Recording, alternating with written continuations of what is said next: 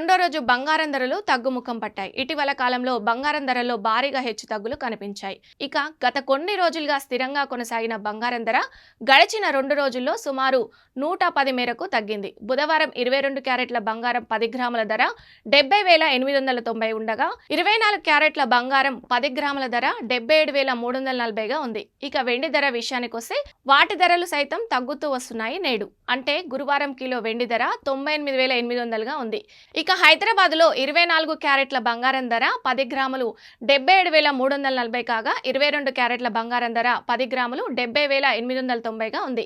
విశాఖపట్నం, విజయవాడలోనూ ఇదే ధర కొనసాగుతుంది. అటు దేశ రాజధాని న్యూఢిల్లీలో మాత్రం 24 క్యారెట్ల పసిడి ధర 77,490 ఉండగా 22 క్యారెట్ల బంగారం ధర 71,040గా ఉంది.